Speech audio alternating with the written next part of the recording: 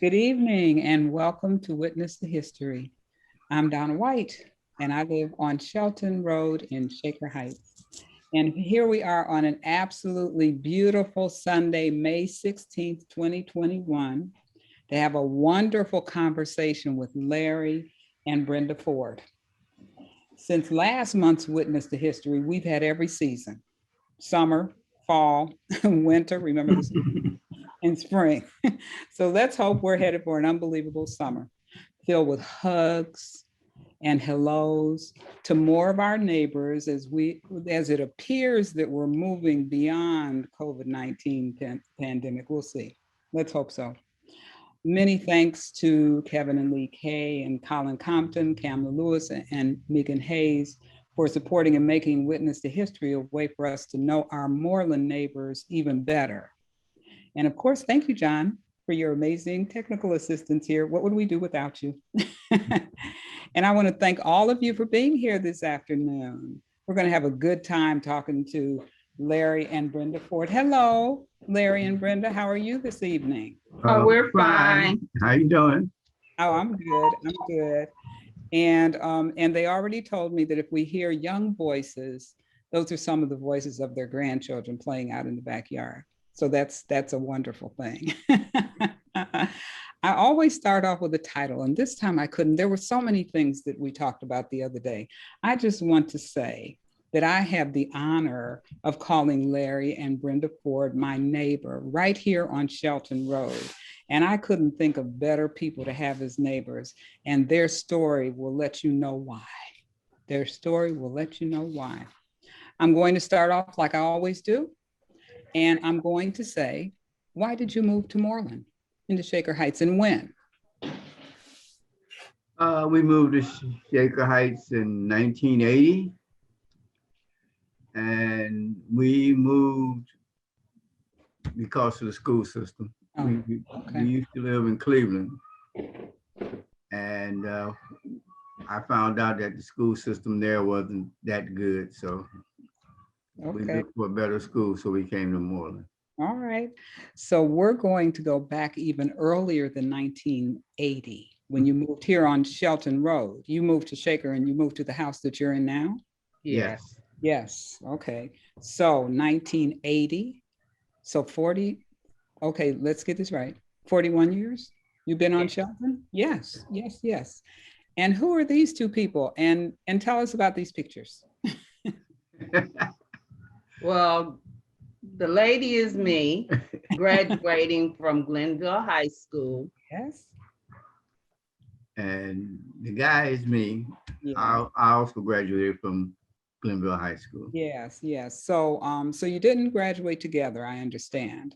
No. No. No, you didn't. So tell us a little bit about your beginnings, how you met each other and tell us when you actually got married. What year did you get married? 1970. All right. All right. So here you told me that you celebrated your anniversary when? October, last October 17th. All right. So years. 50 years. 50 years. Congratulations. That's wonderful. That's wonderful. So let's go back to the early years when you first met. Just tell us a little bit about how that happened. You graduated from Glenville High School, but not at the same time. So what happened after you graduated from high school?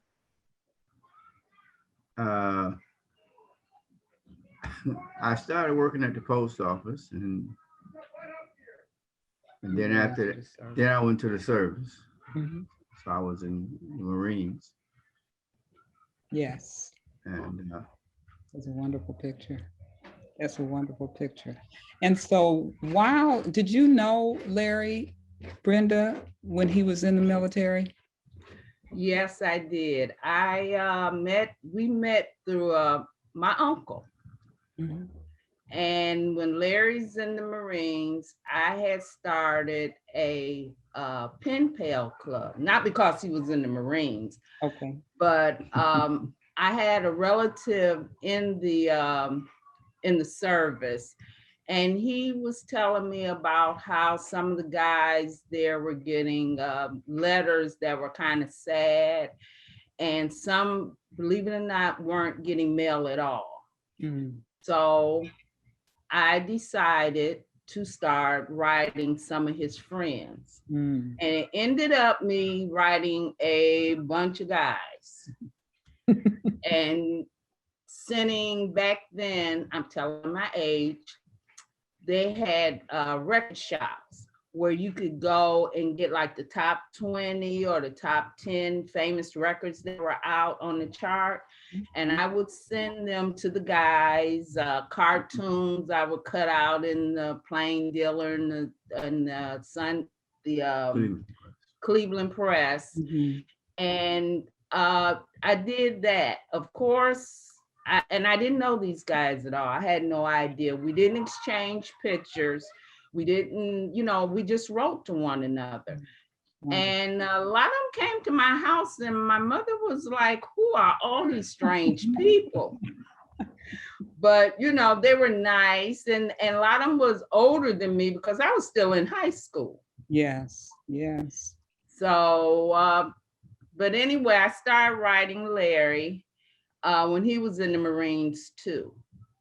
And he came home, and I was cleaning the refrigerator out at home, and it took off from there.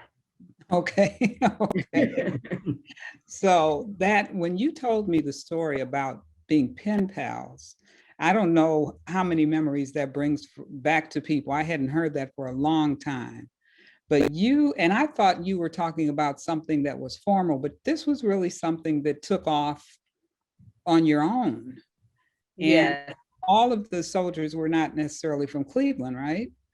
No, they were from all over. Okay. Of course, I did not keep the letters that I received, but they were from every place, all over the world almost, that I was writing from, because service people come from all over. Yes. And, like I said, I met a lot of them, and a lot I didn't meet, but it was fun writing to people and getting letters. Of course, the stamps only cost what, 3 cents. So that wasn't Right. that was a lot of money then, but now compared to stamps, it wasn't a lot of money. Yes. And I felt like deep down inside, I might have made a difference and brought joy to people, because as fast as I would write them, I would get other letters. It's like, hey man, this girl is writing me, she sends me this, that, and the other. And I would get letters from people I hadn't even written. So I did a lot of writing. And it wasn't like I was typing them. I handwritten all the letters. That's absolutely wonderful. It's a lost art. It really is. And it's much more, it touches people more than an email. Right. Now you got some of these letters, right, Larry? Oh yeah, I got quite a few. Okay. Okay. So when were you discharged? And tell us what happened after you came back home. I was discharged in 1970. Mm-hmm. And I came back home, and me and Brenda were just friends when I first got back. Okay. It quickly changed. All right. And she was getting ready to graduate, and I took her to her prom. Nice. Oh, yeah. So we were there, and a cousin of mine graduated with her. So while we were at the prom, he came up and told me, he said, congratulations. I said, for what? He said, I heard you're getting married. And I said, what? He said, yeah. I said, where you hear that from? He said, Brenda told me y'all were getting married. I said, she did? He said, she didn't tell you? I said, no, I didn't know that. So a couple months later, I asked her to marry me. And she said no. She told me no. I was playing hard to And get. I told her, I said, well, you have been going around telling people we're getting married. And when I asked you, you say no. She said, yeah, no. So I asked her a couple more times and Oh, okay.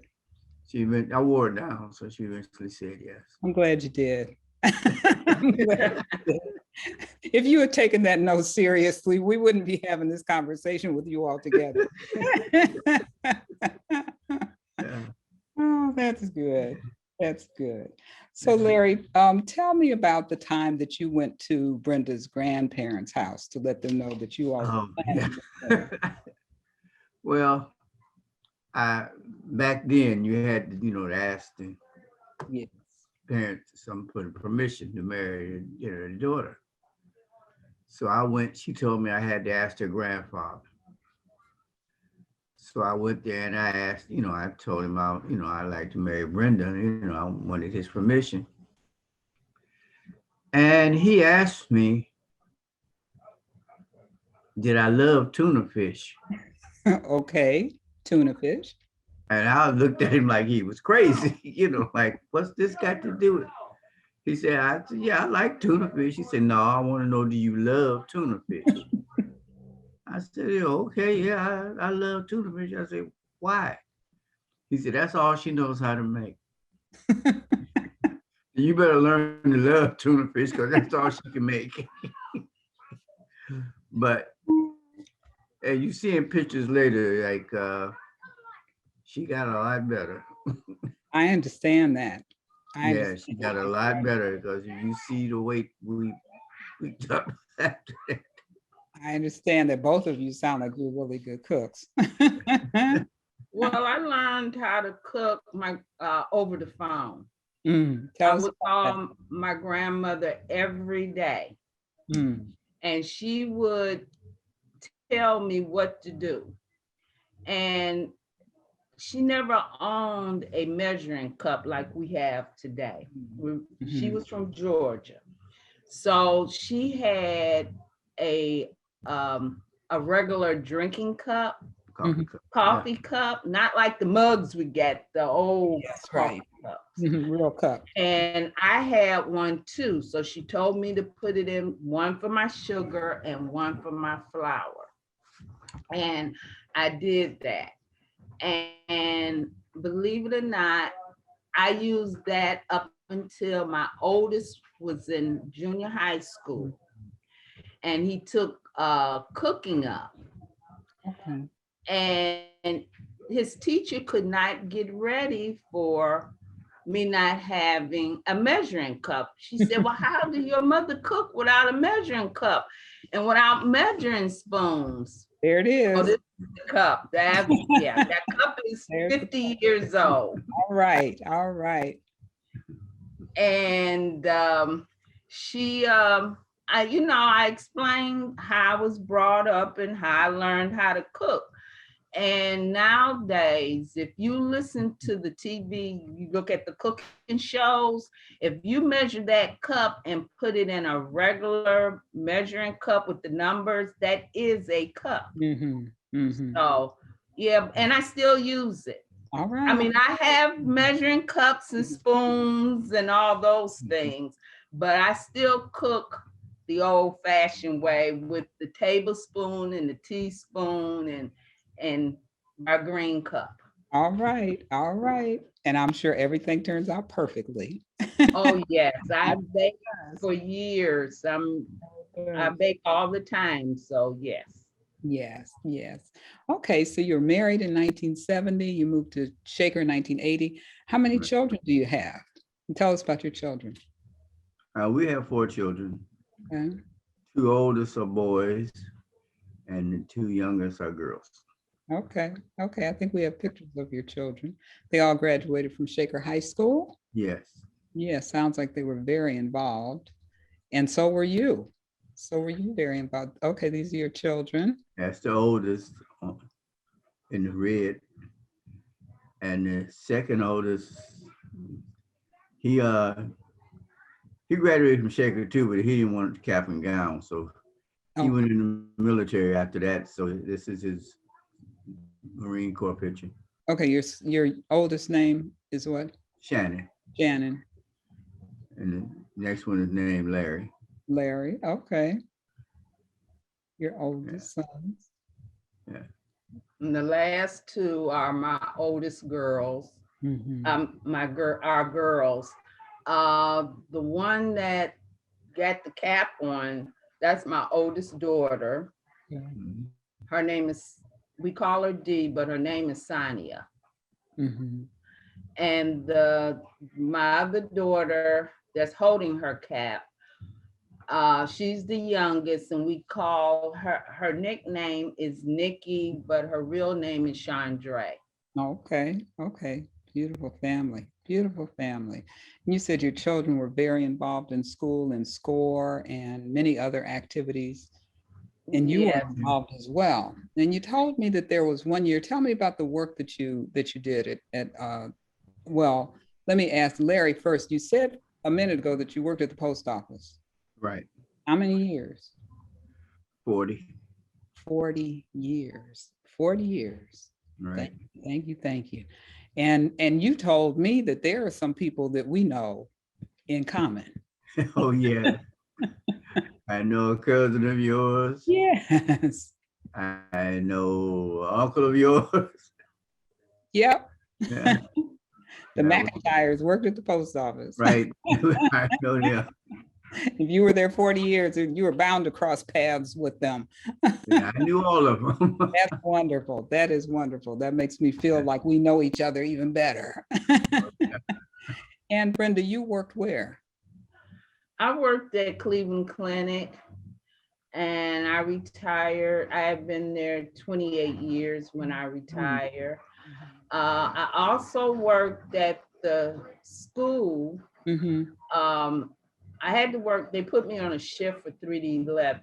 Mm-hmm. So I decided that I needed to see our children.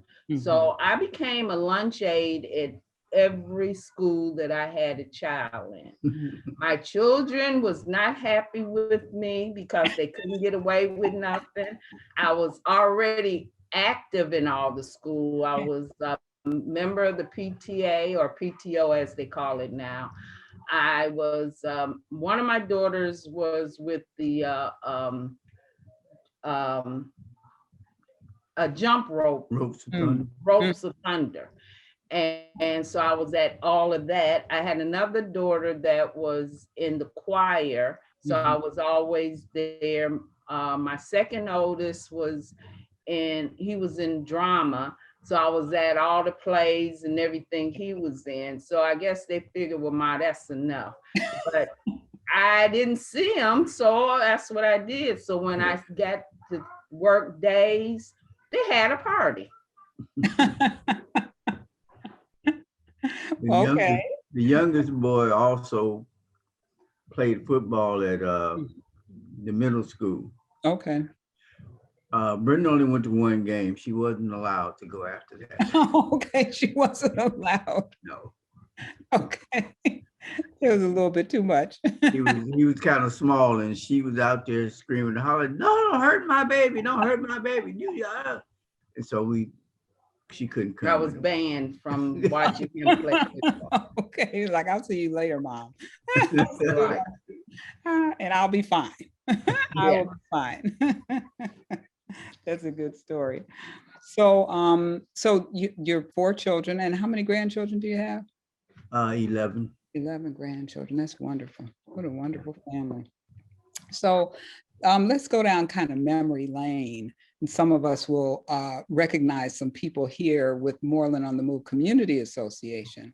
Brenda, you were telling me about how you and Shirley Cox. Tell me about how you were involved with Shelton Park. Well, Shelton Park, when we first moved here, where I imagine was for all ages, but the older kids had taken over. So Shirley and I, I don't remember who the mayor was then, it might have been Pat. And we would go and we wanted to redo it so younger kids could be there. So Al Foster at the time was the president, Larry's the vice president, and we gave picnics. Shirley and I would go to all the pizza places that's on Chagrin. We would go to all the stores and we would beg for money and food. Oh, I And, see alcohol. Did you see? and, Okay, and wonderful. they were very nice. They would give us pizza and boxes of pizzas from all of the restaurant pizza places that were there. Other places donated stuff. We had enough to feed a lot of people and we gave it away for free. We also had prizes. Some places gave us things like different prizes or tokens. And so we did it once a year at Shelton Park. Nice, And nice. you could eat and drink as much as you want to, because we had to get rid of all the food that people had donated. Right, that's wonderful. So we can bring some of this back to to Shelton Park. Here may be some familiar faces. How about if you tell us who's in this picture? That's Michael Cox, Lillian Taylor, Mm-hmm. and Shirley Cox. Shirley Cox, more Shelton Road neighbors. And Lillian lived over on Milverton. Milverton, yes. Yeah. On Milverton. And there you are back there, Larry. Yeah, I was in the background. Yes, yes. Okay, here's some more folks here. Who's this? That's me in the yellow, Mm-hmm. Al Foster, and our dearest friend, Nellie Byrne. Mm-hmm. Nettie. Yes. Yeah, she helped us start Moreland on the Move. She was Wonderful. a sweet, sweet lady. Absolutely wonderful. And that's Brenda and me. We're all at the playground up there at the picnic. That's wonderful. So you were involved in the design of Shelton Park? Well, yes, we gave them ideas. We had them to bring the hoops down to the children's sizes. Mm-hmm. They also helped with the playground area. And then there was a little girl. She lived on Milverton. She one summer, I don't remember the child's name now, but she was at day camp at the Whyte, the Cleveland Heights Whyte, and there was an accident and she drowned. Mm-hmm. And I don't know if the trees is still there, but Shirley and I got trees and we donated it in her name. Oh, wonderful. Wonderful. Yeah. Absolute blessing. Thank you. Thank you for doing that. Thank you for remembering her. I'm sure that tree is surviving and thriving. Yeah, it's supposed to bloom Okay. in the spring of the year. So like I said, I haven't been to Shelton Park in a year or two, some years. But when you first come in, if the trees are still there, they should be to your right. Okay. Okay. Right of you. Yes. Yes. Yes. It's a huge park. It's a wonderful park. So I understand, Brenda, that you are your own contractor. In a sense. In a sense. And we're going to go on a little journey with you here to help everybody understand why I'm introducing this part of your story. So tell us a bit about your being a contractor on your own home. Well, the lady with the drill right now, that's Shirley. There was a guy that used to come to the meetings, and his name was Jim LaRue. Mm-hmm. He was on Morning Exchange, and he also was DIY. Mm-hmm. And for those who don't know what DIY is, it's like Home Depot and Lowe's. Yeah. And I don't remember exactly how we got started, but he was more like, if you were trying to do stuff in your home and you didn't have the money to do it, which we didn't, to get a contractor, he could show us how to do it ourselves. Mhm. So I decided that I needed back then it was a back porch Okay. done, because there was a door. When you open the door, it was like being outside. Okay. And if you can see behind Shirley, there's a window there. So I decided that I wanted to become a pantry Were because there any stairs? I needed more, huh? Were there stairs? There was a door. Yeah, there was a door, there was stairs, Okay, and that was the back door. and Okay. it was originally a back porch. Okay, and they had enclosed it. Okay. And they enclosed it, but they left the door back there. Mhm. You couldn't get in it from the outside or on the inside, but the lady that owned the house had enclosed it, but it was still cold. Okay. Anything I wanted to freeze, I just had to put it on in back porch. Still a back porch. Yeah. So what I did was Jim came, and I don't remember how I talked Shirley and Lillian, and it was another lady to help me with all of this. Okay. But they did. And we did it for 1 month, every Saturday. And I would get up and I would bake cake, a pound cake, different types of pound cake every week. I would make sure they had coffee and tea. I would make bacon or sausage, but every week it was something different. And we ate well. My children ate cereal, but we ate well. Okay. Okay. And the nice thing about this, Jim explained to us what to do, but Mhm. we did it all ourselves. I see. Yeah. I see. You say he did not lift a finger. He just told you. What to He do. just told us what to do. You can see us measuring, Yes. putting up the plywood, we insulated, and you would not believe that that was a back porch that was cold. Yep. Yep. This is how you do it, folks. You know, you don't have to hire a contractor, hire yourself. Yeah. And I didn't have any money to pay them, but I fed them. You fed. Well, you told me you feed everybody who comes and does work on your house. Yes, I do. Okay, that's right. Okay, here's some more people. Lillian Taylor. Yeah, that's me and Lillian. With the drill. With the drill. Right. That's me with the drill on the other side, and then, next to it. And we took out that window. Now, how was that? I mean, how was it taking the window out? Well, we were very nervous, but he reassured us that we could do it. And we did. And I asked Larry, Larry, where were you in all of this? I went to work every Saturday. I was scared to be there. I went to work whether they wanted me to or not. Okay. You said you were going to get out of the way, huh? I left. And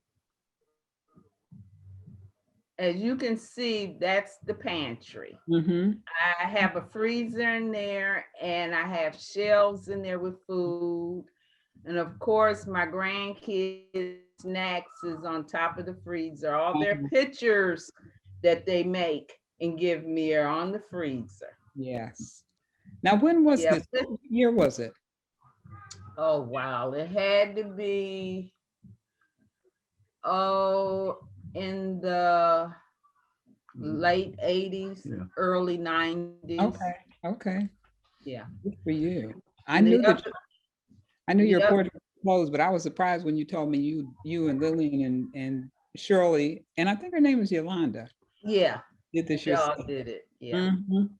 And we had fun. Nobody knew what they were doing, but it was fun. And we ate. And you ate. Yes, like you said, you feed everybody who comes and does work on your house. I said, well, from me, they might get water. And I have to remember to ask them if they want water, because I don't want people to expect to get too much food from me. Now tell us, tell us a little bit more about your children. What do you mentioned to me that one of your children is a hairstylist? Yes, I have a daughter that's a hairstylist on Psalm Center. Mhm. She works for a corporation. I guess that's what they're called. Alta. And believe it or not, she has done a lot of hair where people, they know her by her nickname, but they didn't know who she is by her real name. And they call and asked us, is Chandra your daughter? And we were like, yeah. Uh-huh. Your children and their nicknames. Yeah. Mhm. Now you said that, Larry, were you going to say something? No. Oh, okay. Okay. And you said that your children, while they were going through school, some of the schools as we know them now had closed or whatever. Which schools did your children go to? Well, my second oldest went all the way from kindergarten or first grade to sixth grade in Moreland. Mm-hmm. Yes, yes. Shannon went to Woodbury. That at that time it was a junior high school. Mm-hmm. And my oldest daughter, I think she went to kindergarten at Moreland. Oh, okay. And that's when they closed the school. And my youngest daughter and my oldest daughter went to Mercer. Mercer. Okay. Yeah. And are any of your grandchildren in Shaker schools? Yes, I got three of them that's in Shaker schools. My second, well, I had 5 of them that was in Shaker schools. 2 of them have graduated and went on to college. Mm-hmm. And then I have 2 that goes to Lowmont. Well, the other one started kindergarten. She'll be going to Lowmont. Okay. And I have a grandson that went from Mercer to the middle school, and now he's a senior. All right. We got some Shaker Raiders in the room. Yeah, he graduates this year. Okay, 2020. And his sister will be starting kindergarten at Lowmont. Okay. All right. All right. So if anybody wants to know anything about the schools, they can come and just talk to you. Oh yeah, I was very active. Many generations of children going through the schools. That's wonderful. Shaker Raiders. Yeah. That's good. That's good. I want to ask you, Larry, about this story that you told me about some work that was done on a house across the street. Oh. Tell me that story. One of the things I have to say, even before you get started on that, is that Brenda and Larry tell some really good stories. I mean, I could sit with them. I had a wonderful time just visiting with them, and we laughed, and I heard this story. Go on, Larry, tell that story. Well, there was a house across the street from us. We looked out one day, and Brenda told me, so Larry, somebody's out getting a new roof. We looked that out, and there was about 20 people putting this roof on this house across the street. Mm-hmm. I said, oh, wow, it's a lot of people over there. And they got it done in like less than a day, because they were working hard over there. And when the lady that owned the house, when she came home from work, she looked up and she saw she had a new roof. And like the next day, the people came by that put the roof up because they realized they put it on the wrong house. They not only put it on the wrong house, they were on the wrong street. And they were going to try to take the roof off. And like the lady said, no, you can't take it off. You took the old roof away. What are you going to do now? I mean, so so the police came, and what was Bobby's last name? I can't think of Bobby's last name. Yeah, who's it? Somebody here knows Bobby who worked with the city. Yeah. O'Neill. O'Neill. Yeah, Bobby O'Neill. Right. Bobby O'Neill, that's right. So he came back, I think he was he president? Moreland on the Move or something. He came by and said, "No, you can't take this lady's roof off." And they were arguing out there, and the police said, "Well, like, if y'all try to take it off, we're gonna have to take y'all to jail." It was funny. I was on the front porch just dying laughing. I'm like, how do you put a roof on the wrong house? You didn't get the right address or the right street. or the right street. So And it's like, interesting because the woman was at work. yeah. Yeah, she was She at had no idea. And so the person on the next on another street got a free roof cause I mean, you know, they got Right. another roof, but this person got a free roof over there. Like, oh wow. I wonder who that contractor was. Yeah, I need him badly. I took the name. I wrote it down when I saw it. So I was like, no, we will never get them. Oh, that's funny. They may not. That's a good story. That's a good story. And you told a story too about when in 1970, when you were asking Brenda to marry you, and Brenda was on her way somewhere. She was on her way to someplace that made that you might not have gotten married. So tell me about that, Larry. She graduated in 1970, and she had planned on going to Kent State. Mm-hmm. Now, grandfather told me it was all right with him if we got married, but if it was okay with her grandmother. And they had a little problem down at Kent State back in 1970. Yeah. So her grandmother said no, she couldn't go to Kent State. Mm-hmm. And I believe the only reason she said it was okay for us to get married was it was either me or Kent State. Okay. And here we are. Yeah. 50 years later. That's wonderful. That's wonderful. If any of our audience has questions, you can chime in or you can put them in the chat.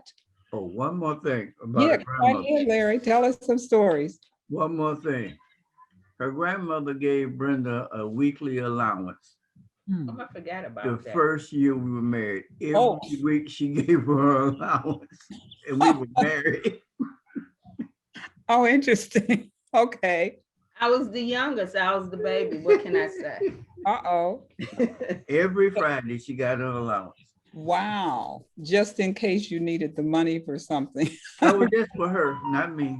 Oh, okay. Okay. But she was old fashioned. She believed that a woman should have her own money. Well, you all have a household to know, your home is so warm, and just all that you told me about your cooking and your grandchildren come by the house, and even the story you told me about the dog next door that would hang over the side of I have to let everybody know, Brenda, Larry, and I there's just one house between us. There's one house between us. So we can have conversations about the house, or people who have lived there, and they know more about my house than I do because they knew who lived here before I did. Yeah. So I'm like, well, those are the people that did that, huh? Okay. Well, But there was a big dog that lived next door to you, and one little boy who had teased the dog a little bit. Right. The dog was part Bull Mastiff and part of Saint Bernard. Big dog. So he was huge. And when they stayed up on the second floor. So the dog would be on the front porch. And when he leaned over the porch, over the rail, his paws actually touched the gutter. So it looked like he was coming down off the porch, So one little boy lived down the street, used to always come by and tease him and throw things at him. And the guy that owned the dog, I told him, don't do that. The dog is going, the dog is going to hate you for that. Don't do it. So one day the guy was out in the backyard washing his car, and I'm sitting on the porch, and the little boy came down the street. The dog saw the little boy and ran out the backyard. I thought the dog was going to eat the little boy, and so did the owner. The week was running behind the dog, and the little boy tried to run, but he fell down. Mm. The dog, all he did was go over there and stand over him and look at him, and then turn around and went back.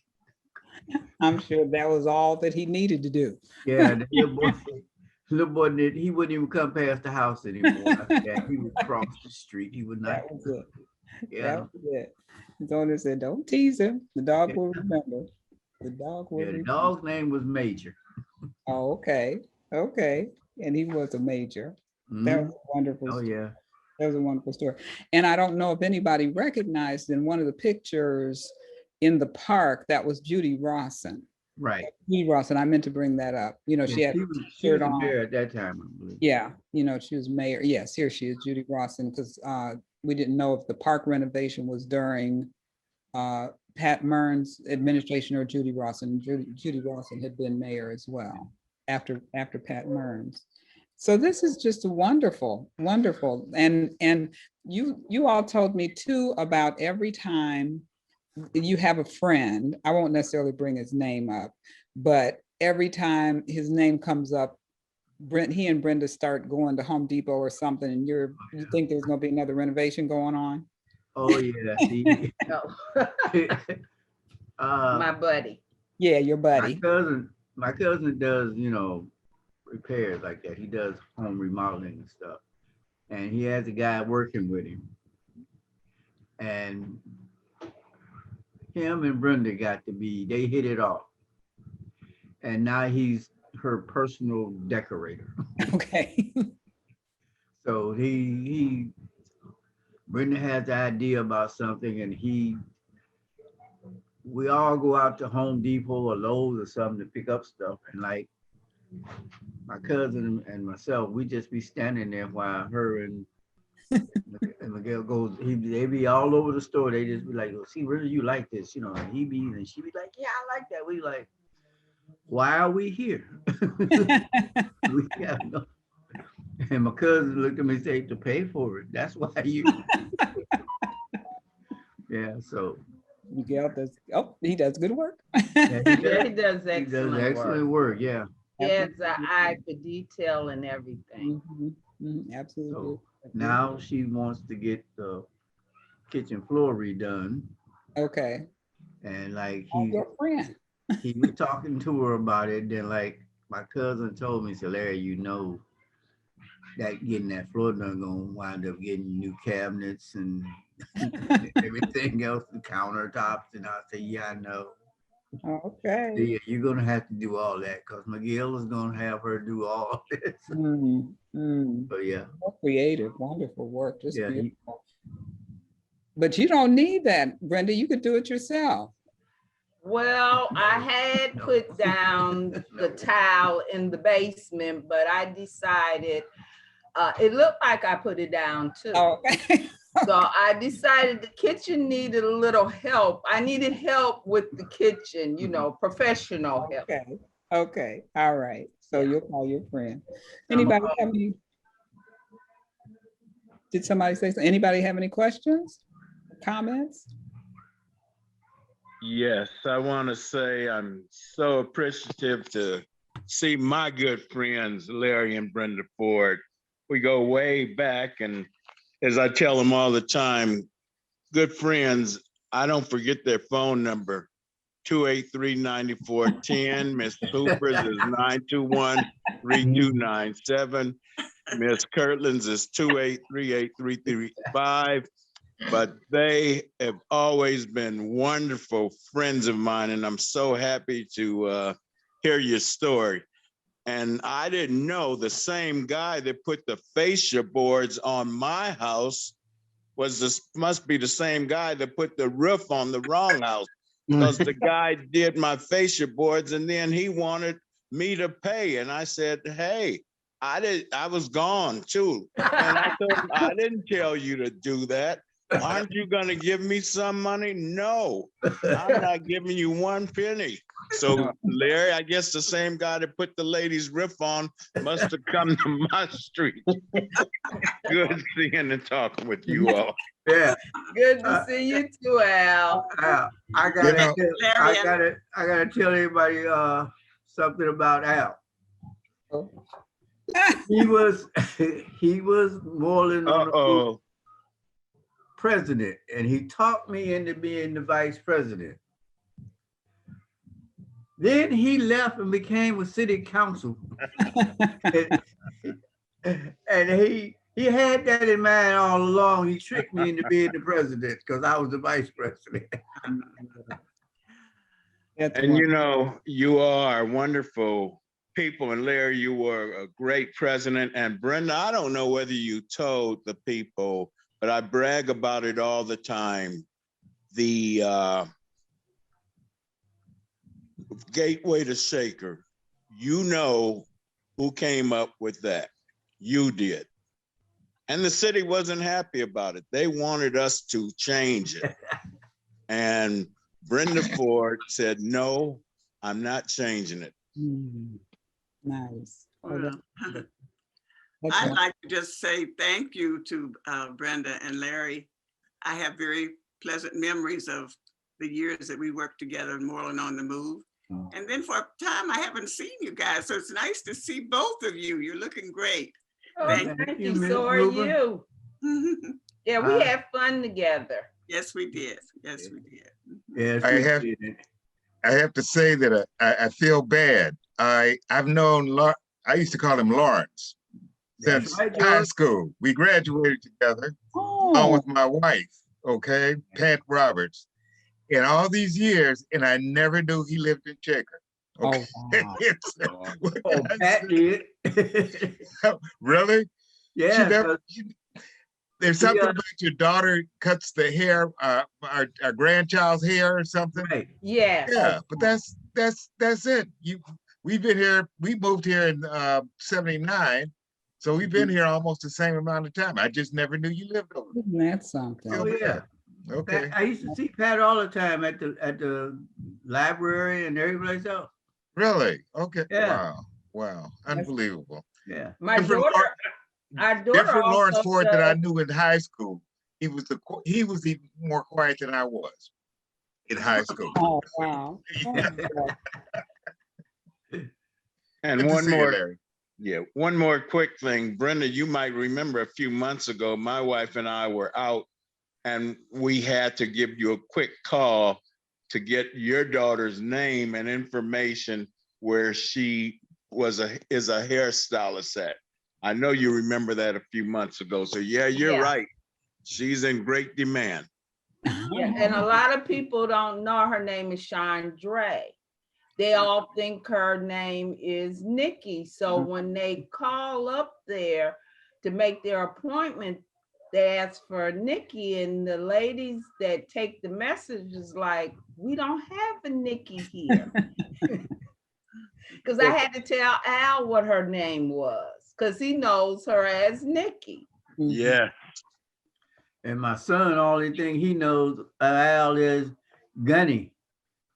Gunny. We don't know that name. Al, you don't tell that name. Yes, wonderful young man, Marine. Right. Nice. Ms. Hooper. Yes. I got to say, it was lovely working with you. Thank you. In Moreland. And one thing about Ms. Hooper, she would always speak her mind. Yes. And she let you know how she felt about things. And I was so appreciative of that. Some people tell you what you want to hear, but Ms. Hooper kept me straight. And I love her for that. Thank you so much. Well, I was very pleased. I just found out this morning that you were going to be the participants tonight, and I said, we've got to be there. We just got to be there, because I haven't seen it. I've seen you in Heinens every once in a while and Wade, but aside from that, I haven't seen you recently. So thank you. Thank you, Donna. Oh, yes. And here's a message from Carmela. She said she has to run. I've got to run, but Larry and Brenda, thank you so much for sharing your story. I really enjoyed hearing about you and seeing a Moreland. Hello. Hi, this is Gail. How y'all doing? I just want to say I'm grateful that I have met Brenda finally, because I'm the one that does the crochet. Oh, yeah. I talked to you on the phone, and I'm very impressed that you ladies decided to fix that back porch. Oh, yeah. Still standing. Still standing. Yeah, you gave me some inspiration. I got some ideas now. Just serve coffee and cake and you be able to get it done, huh? All right. Yeah. Right, wonderful story. Thanks for sharing. Wonderful. Oh, you're welcome. Moreland memories, Moreland on the move memories, and people making connections. I thought about you, George, when I knew that they graduated from Glenville. I didn't realize that you graduated together. Yeah, we did. I think you all came out the same year. Yeah. Him and his wife, Pat. Yeah. Yep. Yes. Yeah. George used to be in an organization called what? Signifying Nothing? Yeah. High school fraternity is a word. Yeah. Right. All right. It probably really was. It probably really was. You know, brotherhood. Any questions? Anybody? Any comments from our audience this evening? Great conversation. When the pictures came up the other day, Al, I said, "Is that Al Foster?" It was great seeing pictures of folks, and what I also felt was that we've been, you know, around networking with one another for a long time. You know, we really have. And yes, I met you from school, being active in schools. Absolutely, absolutely. Because your son, Larry, and my daughter, Miata, were in the same class. Right. Not a Shaker the same year. But when I came to Shaker and my children went to Moreland, there's Pat.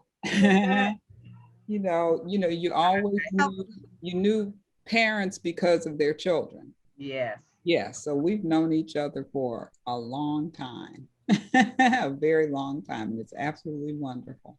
So you see a familiar face there, Larry? Yeah, that's George's wife, Pat. That's right.